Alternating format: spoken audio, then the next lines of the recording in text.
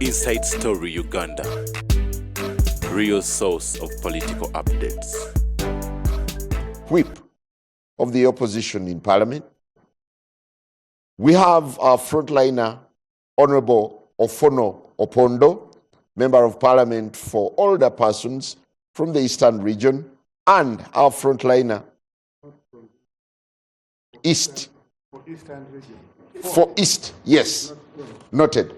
Well, and we also have Honorable Ssemujju Ibrahim Nganda, former Member of Parliament, Kira Municipality, and our frontliner. Good to have you all, and a very good evening. Thank you. Well, there are quite a number of remarkable things.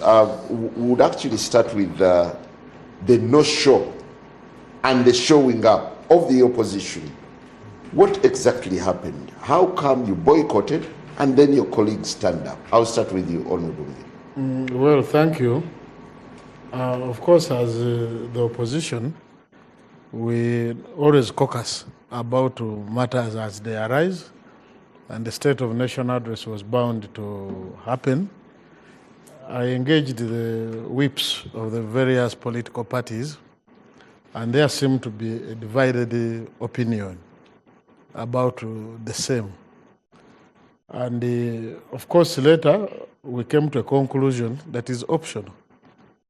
Others thought that as even as we talk, President Museveni boasts of having won the election with 71%, has failed to produce a result as mandated by the law for each and every polling station. Therefore, it would be fallacious to appear and then he speaks as head of state, yet there are no results as the law commands. That was one of the issues for those who thought that way. There were also those who thought that actually there are human rights issues in this country. They are prisoners of conscience up to today. There is no any direction that actually the prisoners of conscience will ever see justice at the end of the day. Then those also thought they should not actually attend. Yet there were also those who are saying that, look, we are new to Parliament. Let's come to Parliament. Maybe we need to get a feel of the state of nation, what will actually happen.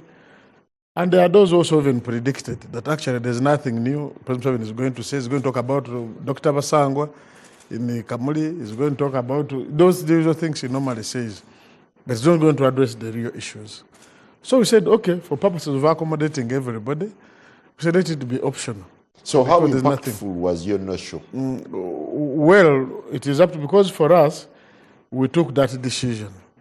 We are yet to evaluate. But from the gathering, because it is bothering you now in the media, it is bothering some of our colleagues, I think that might be the impact. But in as far as we are concerned, we have to get back and evaluate. Because we thought taking one stand, you don't take a decision you will not enforce.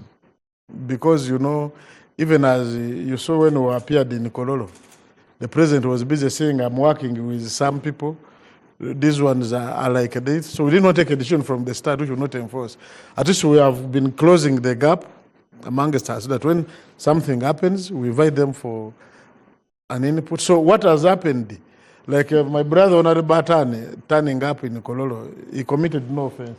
Because we told them, please follow your heart. If you think you must. Then also the issue, I think, of communication. Because we talked to his whip, the whip of FDC, as to how they were in touch. So it was about the individual position. So you've started on a note of a divided opposition No. from the onset. Actually, there's no division, because even the decision, people to follow their hearts in respect of that matter, was the agreed decision, that we agreed to that position. Do you realize how tired the tactic or strategy of boycotts has become? Actually, as far as we are concerned, it would have been different if we took a decision and people went and then attended. But we had a discussion and took that decision. So there was no official position on whether to attend? Or the official position was that decision. What was the decision? The decision was that it is optional. those who want to attend can go, because one, there was the background to why individuals wanted to go and attend. And those also who thought they should not attend also had their reasons. Is the opposition that casual? No, actually, it would have been casual if someone just called, but there was engagement of all the stakeholders. And, and actually, there are valid reasons, which for us, for instance, we said, like those who said, okay, nothing is going to change. They predicted that President Museveni will be talking about, like before you talk about the fruit factory, like one was saying that if Museveni was going to do a showcase of Atiak, Amina, where they have been giving billions, the President Banana Initiative, the Magol, all the money where the man has been going, that this is what we have done, this is the impact. Maybe it would have made sense.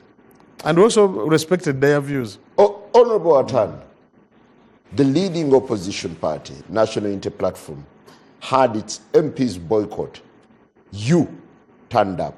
What does this suggest? Thank you, my brother. You've just heard from the chief opposition whip that there was no boycott.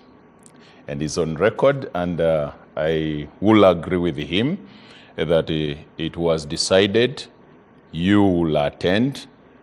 Those who wish not to attend can stay away. And to me, reading the Constitution, reading the rules of procedure, this was a sitting of Parliament, and the sitting of Parliament elected by the people of Soroti East Division in Soroti City. I was sent to represent them, and representation meant that I be in the sitting of today. And that is effectively what I undertook. And I always tell myself, I may disagree with somebody, but I love to listen to the party I disagree with. And by virtue of the fact that I took oath, we took oath, we have constituted leadership in Parliament. We have the opposition and the ruling side. The position I realized and came to a conclusion is that we have agreed the prevailing environment, and certain issues that were coming through the colleagues, to me, I saw them as overtaken by events. I was in an election which was nasty in 2022. But after my brother, Honorable Rico, took oath, and the processes of the petition, the Court of Appeal ruling, I had to move on. So in this aspect, I weighed the position of the people of Soroti East Division and the constitutional obligation that I undertook to defend, that Article 101, Subclause 1, grants the President to be present in the House and address us. And I felt that from that background, it was inevitable for me to listen. Yeah, but I see a sense of betrayal. The opposition chief whip has clearly stated the reasons. The issue of a contested election, the issue of missing persons, the question of human rights. Were you alive to these issues? Fundamentally alive to the issues, and these issues are not new. I've been in opposition from 2001.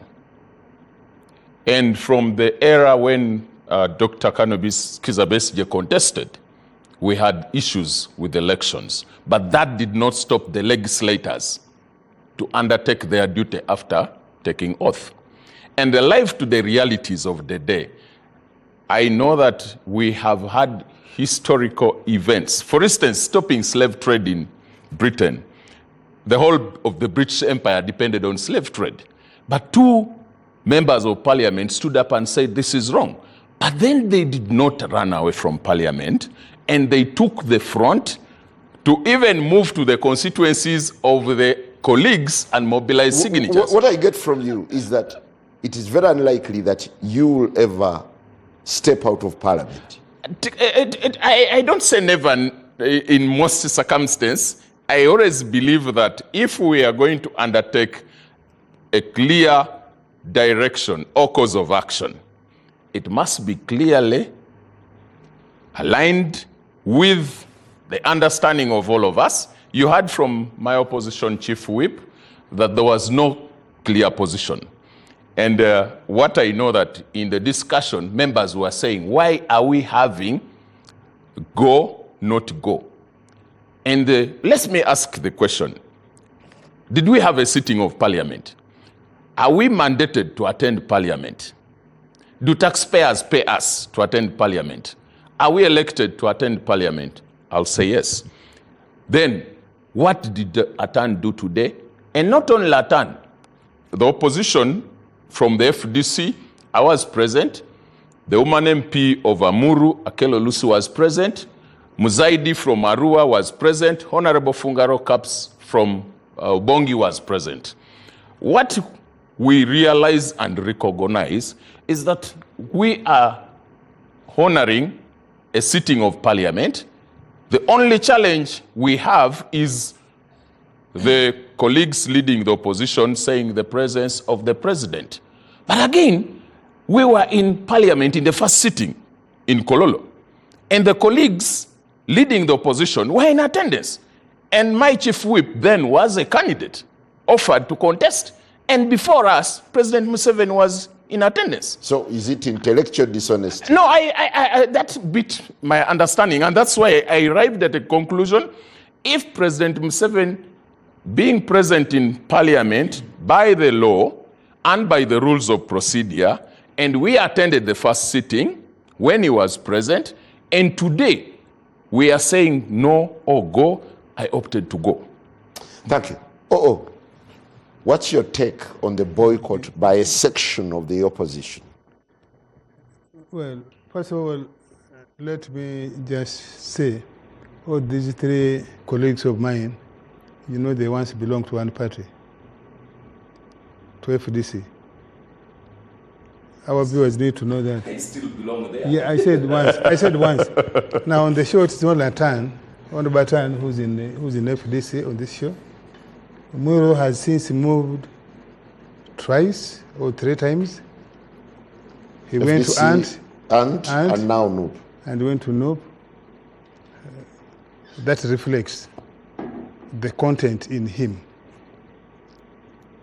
That's a personal choice, isn't it? Yeah. That's the content I'm talking about, his choice. Honorable Ssemujju has moved once. He's now in the PFF, where he's the spokesperson and so on.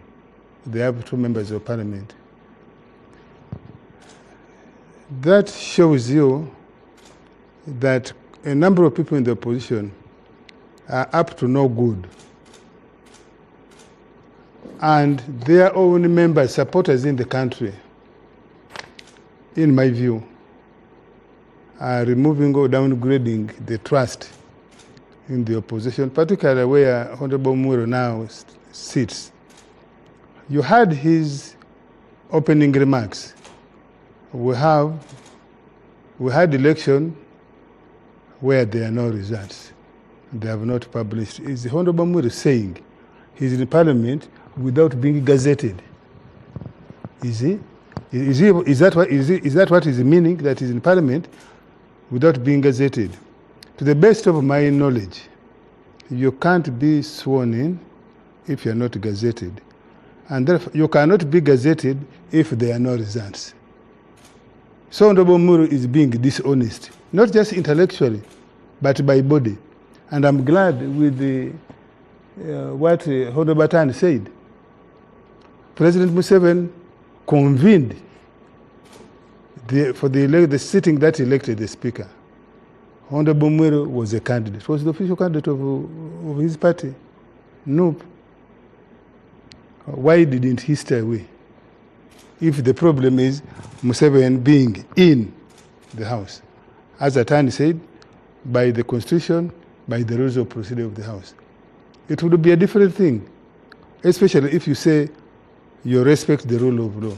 If the president was in parliament without those 2 instruments, the Constitution and the rules of procedure, I would support his boycott. But I think they are in some theater. Clearly, NOP was reduced from 57 members of parliament to the current 46. I think even if they were there, their numerical consequence, perhaps they have judged, and maybe they have no issues to raise. But Parliament is actually the place to raise those issues. So, I think... So you want to suggest that what he suggests, what he fronts as key issues, human rights, disputed election, that they don't hold water?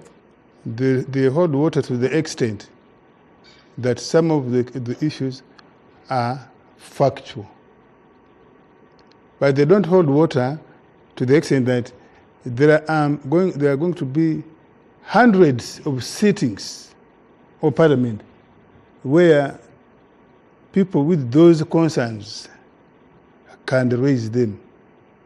There are also other avenues, like this one now, where he can raise. He does not have to boycott. So that's why to boycott Parliament, in order for him to be heard, or in order for those issues to be resolved. So was it for mere attention seeking? Yes, attention seeking, and that's why I'm saying he was on a theater. They were playing theatrical. Because again, in his own argument, Honorable Muru says that, see, there are colleagues who are new in Parliament, and they love to come and see how is Parliament, how is the state of the nation, he was referring to other members of the opposition, perhaps even NRM, with the new people. I would love to enjoy, even if the president was going to repeat himself, like, please repeat the sermons. I would want to go to the cathedral at Rubaga, Nambirembe, and hear, if there is a new priest, for example, how does he approach issues? Are there no new members of NUP who would want to have a feel of the state of the nation, or who would want to see the president repeating himself? If the president actually NUP was unanimous. And this is what I'm saying. And that's why I'm concluding with this. I think it points to the lack of trust, lack of leadership, of NUP generally, but of the chief opposition whip, meaning he has no capacity.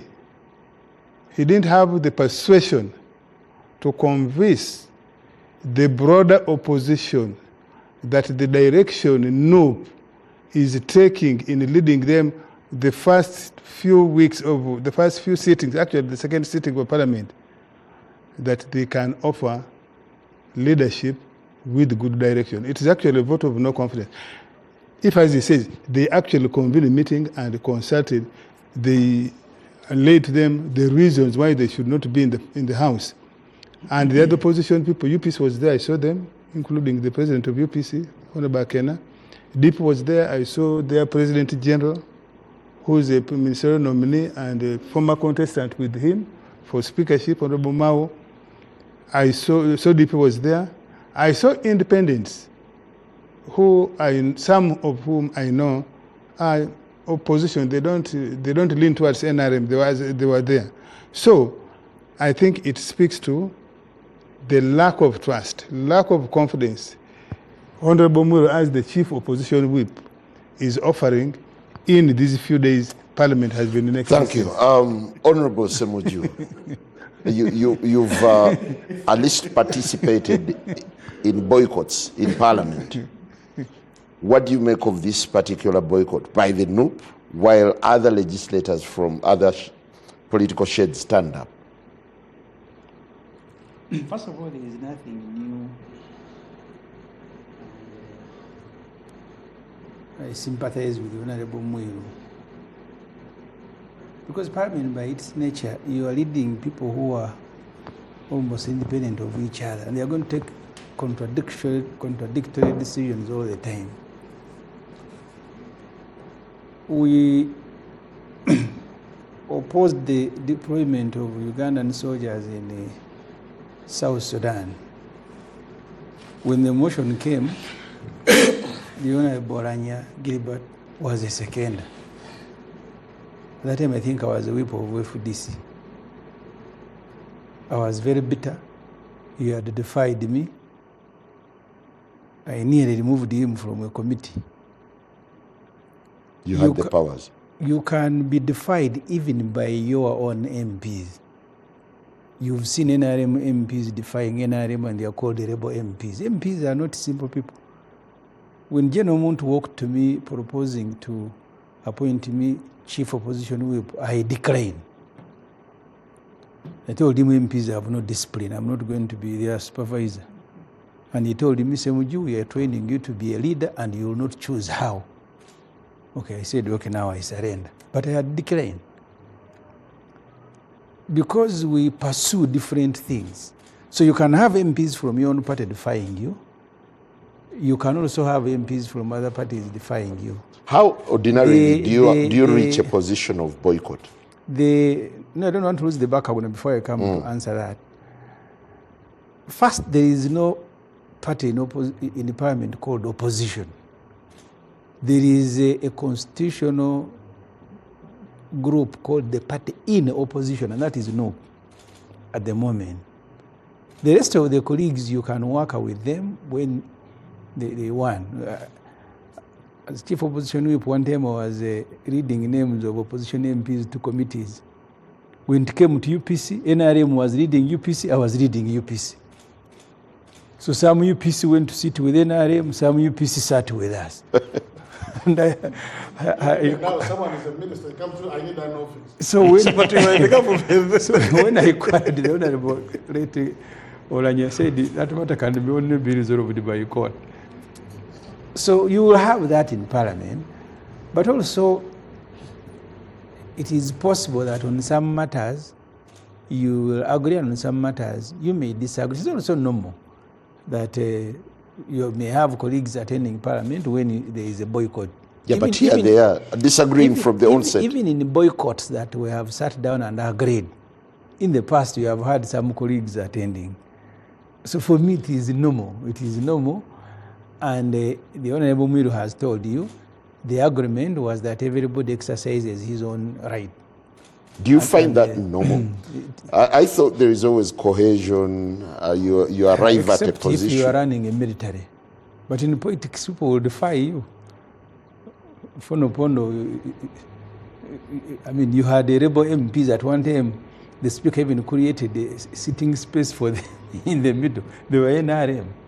And it happens everywhere. Just 2 nights ago, last night, in America, the Republicans were taking a vote on the war powers. And some Republicans voted with the Democrats to stop Trump from launching further attacks in Iran. And they said, it's my conscience, I'm following my conscience. So here, it's normal in politics and it will happen in every jurisdiction. But you would imagine that the opposition starts on a united note. But on the speaker, they were united. They had the Honorable Mwelu. Even on this one, we are united. Even on this one, we are so united. I really don't see anything big in it that you have. The only problem from what my brother Atana has said, it is a matter that has been troubling us for a very long time as opposition. Every after election, you will have a discussion. Do you participate in the government or you don't? If you participate, you are now validating the elections. Legitimizing. So legitimizing, you stay away. You will have those voices from our supporters. In one of the meetings we had in FDC, Dr. Wesige said, if we had won, would you have attended? He said, okay, this territory we have won. Please go and defend it as we continue fighting for the others. So the legitimate to those who have won elections, he said you can go and attend Parliament. But the general feeling is that among support that boycott, don't go to Parliament. You are going as the effect of legitimizing. At a personal level, I had said I will not go and attend functions where Museveni is because of restrictions. In the past, they used to tell MPs to go and test COVID. Yeah, we still do. They would say at one time, you don't carry your phones. I don't know if that has changed. In Parliament, the three times, twice now I've been there, we have had our phones. So I had said, and I didn't want to propose it to anyone, that those functions of Museveni, they take you with a bus. There was a time I wanted to leave Kololo, but they said you will go by bus. I had to walk. First of all, he has closed the roads. You can't come with your car. It's as if you are in a military campaign. So I said, no, me as Ssemujju, I am not attending. But I didn't want to impose it on others who wanted to attend, even when I was a leader. But also, should positions on something as critical as whether to attend or boycott be made in such a lackluster manner? A boycott is a form of protest, disapproval. There has never been a protest in Uganda where everybody participates, whether you are on the street, whether you are where. So you, Njara, you want to treat MPs like robots that when they announce going or not going, everybody will abide. It's not possible. I have participated. One time we agreed we are going to meet at a radio ground. The UPC people are watching us through their window. Yet we were in a meeting with them and said we will be at a radio grounds and then we will march from there. And they, have you arrived? I was there with the rest. Yeah, but during your times, the boycotts were massive. You'd see big numbers staying away. But he has told you the agreement was those who want to go can go, those who want to stay away can stay away. And I don't see any problem. But you want to make it such a huge problem. That's a decision they took. Do you see the opposition in sort of a dilemma on whether they need to take firm decisions, especially when it regards meeting the president? You want a corrective binding decision, but you are different entities. The Honorable Muiru is a chief opposition whip because of the appointment by his party. By law, he's not the whip of everybody, by law. But by the operations of parliament, he becomes the leader of all. You cannot say that he will caucus and invite everybody and then everybody will have to abide by. Even when you sit in a meeting, I am telling you, even when you sit in a meeting, you will walk out and some MPs are already quarreling with the outcome of a meeting in which they have participated. It is normal in parliament, even normal outside parliament. Well, let's now get to the thrust of our discussion. How would you unpack the President's State of the Nation address? I'll start with you. Maybe before, I wanted to correct the notion. You know, you have put the narrative to say as if there was a disagreement. I want for the record to say that there was no disagreement. The agreement was that, okay, it is optional. And for you to say that actually, you see, you can't dismiss it because optional cannot be a decision. We are now discussing it here. You understand? That means it's not a simple thing. Then to my brother, Honorable O.O., the Presidential Elections Act creates a duty on the Electoral Commission to gazette results for every polling station in the country. You don't just announce a block figure and then that's the end. They did not do that. We have been demanding for that because we have data forms from some other areas. We want to know how did they arrive at the 71. That's one. Two, for instance, I'll give an example. There's the politics, as Honorable Ssemujju has said. There are whips of other political parties. When Honorable Mao was appointed minister and Honorable Santa Room, the members of whips and became and told me, don't give them office. They have now in the government, them got get office from NRM. But I knew that was a simple thing which would cause a problem. I said, they are members of parliament. I'm going to use my powers as a whip to allocate them their constituency offices. If they are tomorrow discarded by then, they'll go back to their office. But just imagine if because I picked that small thing and put it at the center. Even now, as we talk now, I can comfortably talk to all the whips of other political parties because there was a position.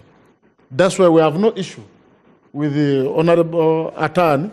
I don't want to delve into the other arguments he has advanced, but I want to conclude by saying that there are only two powers, the state power and the people power. I've been telling my members of the opposition that the state does not need you. You understand? They have the numbers.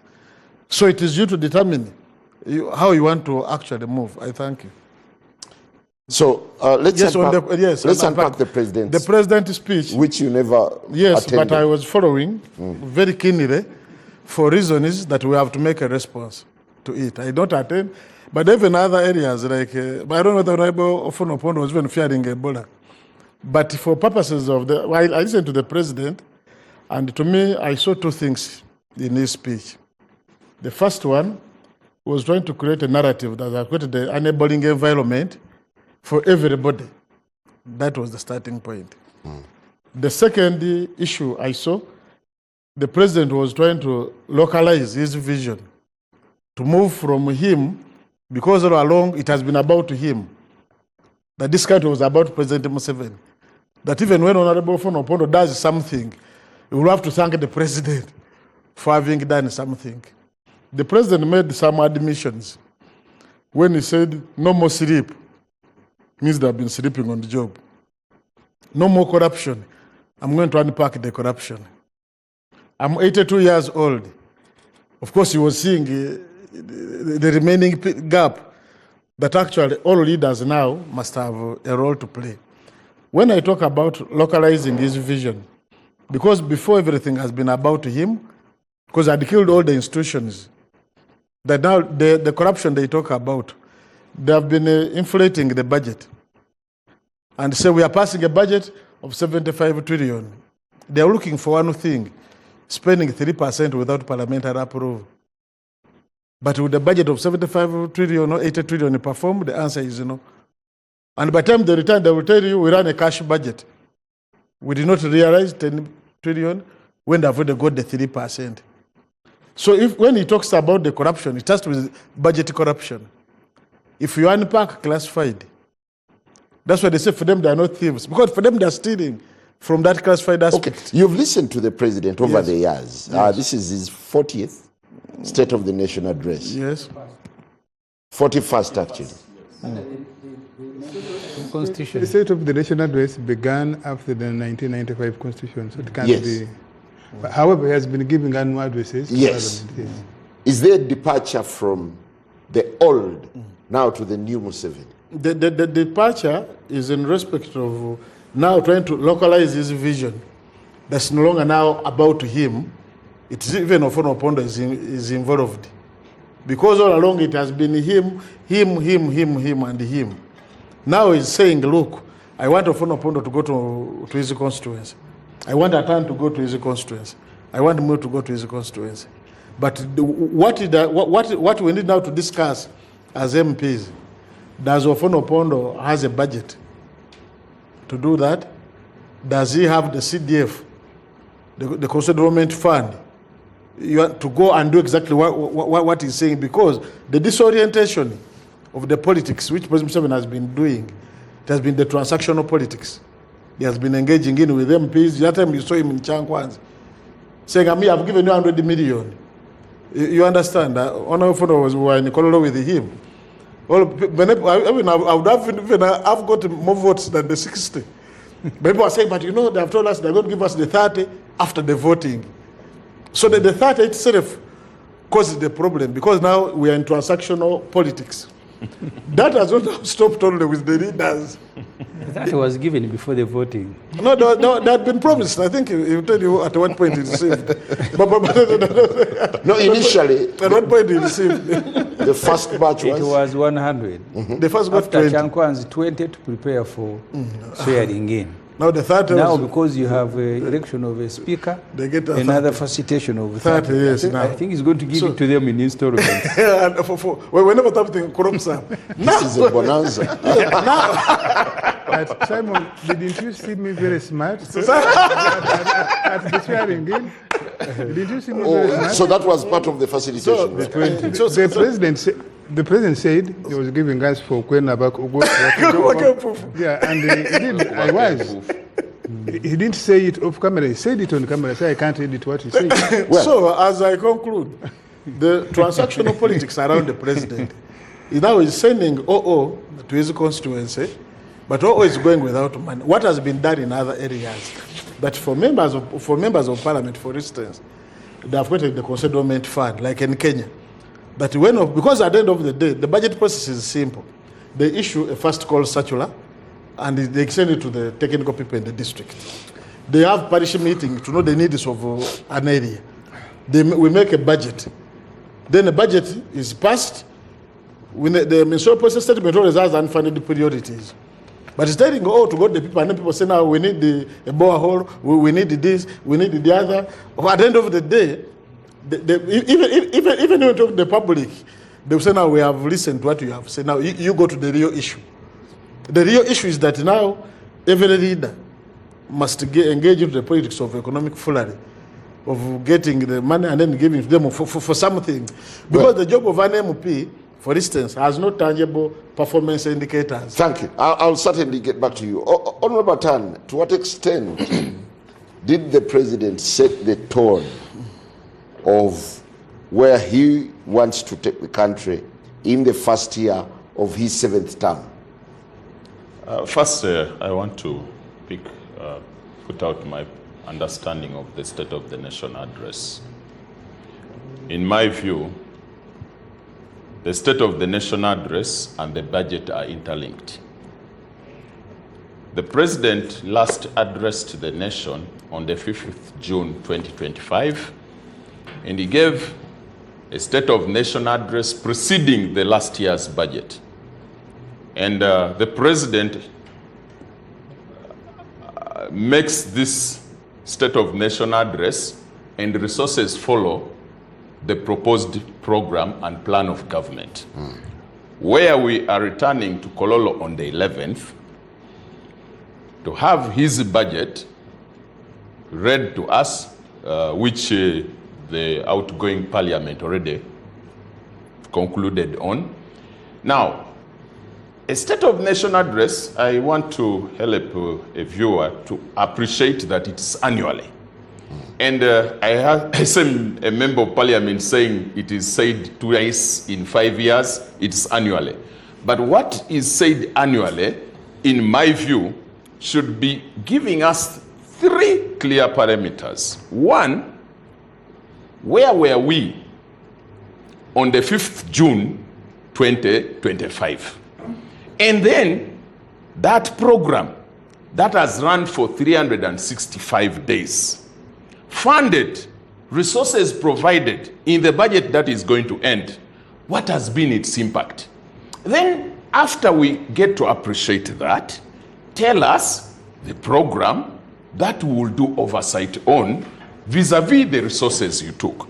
Because if I am given liters of fuel to drive from Soroti East to Kampala, and I consume the liters of fuel, but I can't account for my journey of Soroti to Kampala or Kampala to Soroti East, there is something I'm not giving to the duty holders, the duty bearers. We are duty bound as leaders to give to the nation, the ones we serve, what exactly we are doing for them every year. So was the president's address accounting? One, I listened to the president and I am glad that I attended. There was a lot of baseline information from the 60s, the 70s, and I was waiting to hear what happened to the program in the last year's State of Nation address. It didn't come out clearly. I was waiting to appreciate the commitments he gave, because in the State of the Nation address, you're giving commitments. For instance, if I pick an example from Teso sub-region, there's this road of Katine to Ochero. There are many infrastructure commitments. There are also bills, but the way all went silent, I appreciate the need of us going commercial agriculture, the commitment of resources being available. But how much has been accessed? Yeah, but can you resources? imagine if the president tackled every aspect of the nation, how long it would take him to address?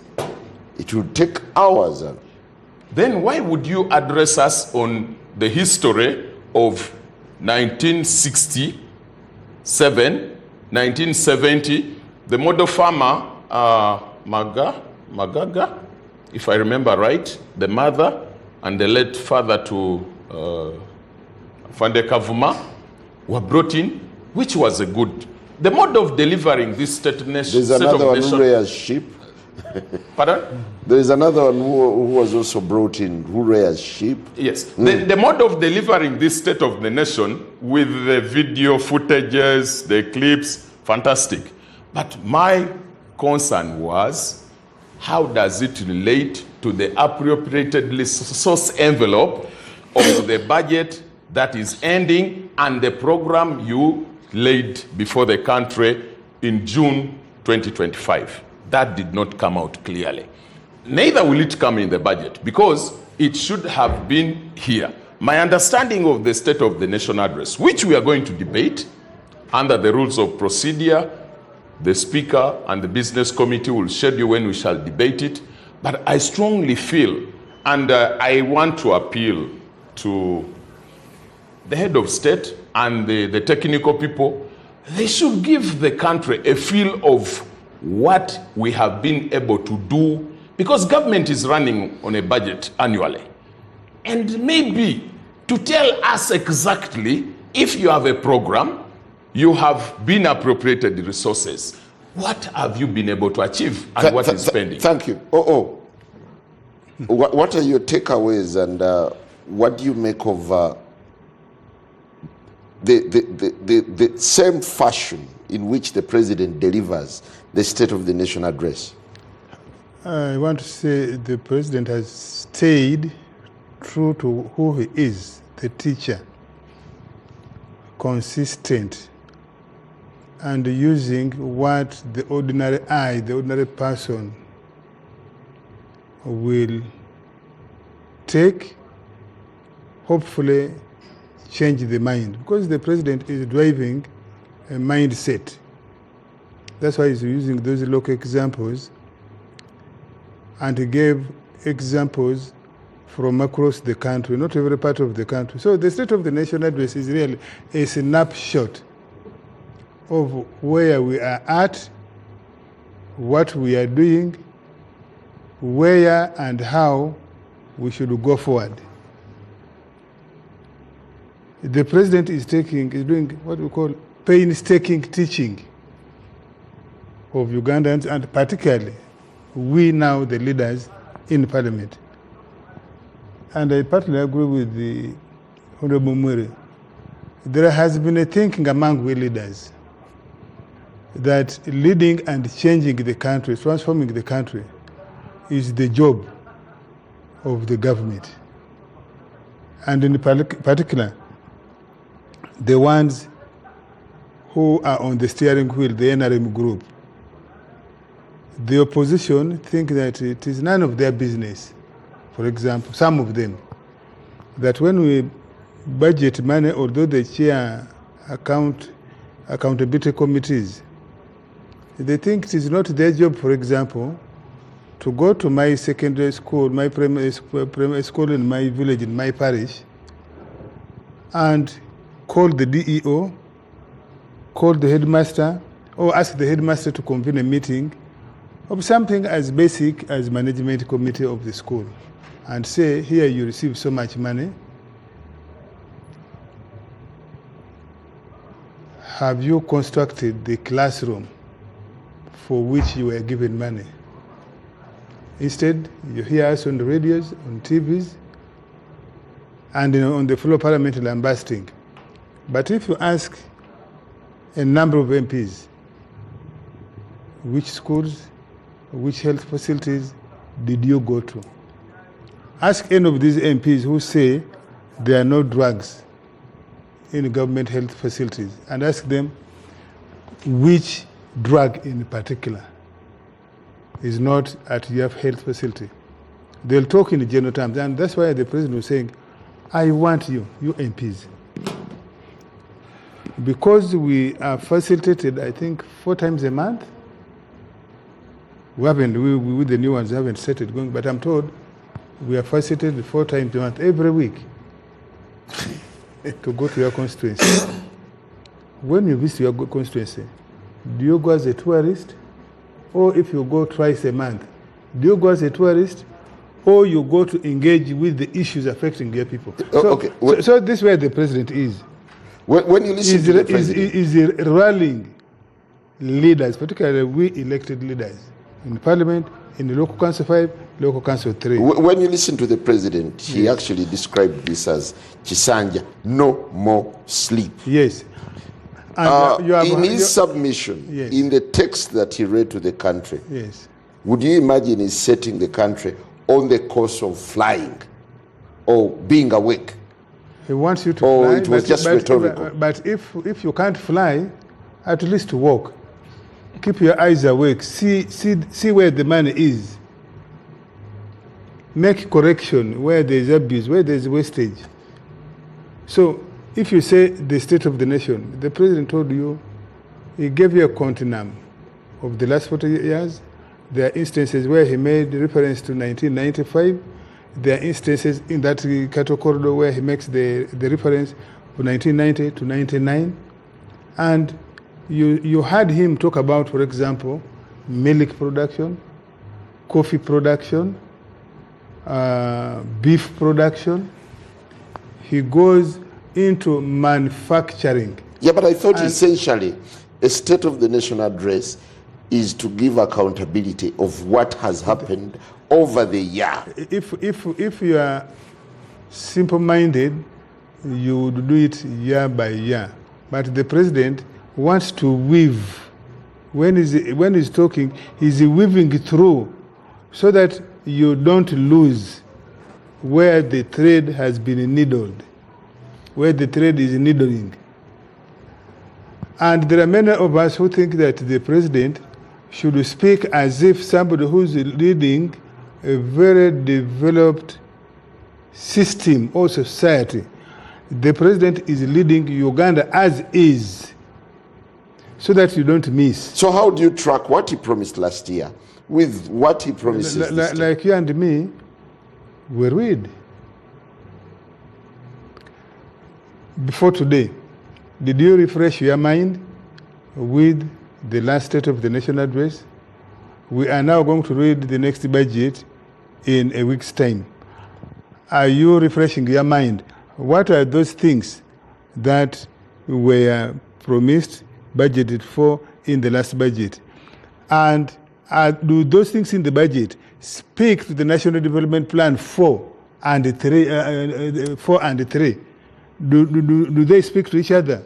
And that's how you can understand and appreciate how the president presents issues to the country. In my view, his approach is a good approach. And where is the evidence?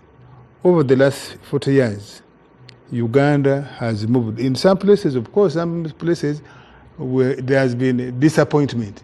The pace has been too slow.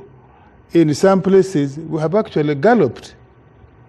In some places, we have galloped. Yeah, but how would we account, and the president mentioned this, how do we account for the life expectancy moving from 43 years to 68 years? As we take a break, do you appreciate that to an extent the president was simply performing a ritual? Even a ritual is good. It reminds you what you shouldn't do and what you should do. Let's take a break and return with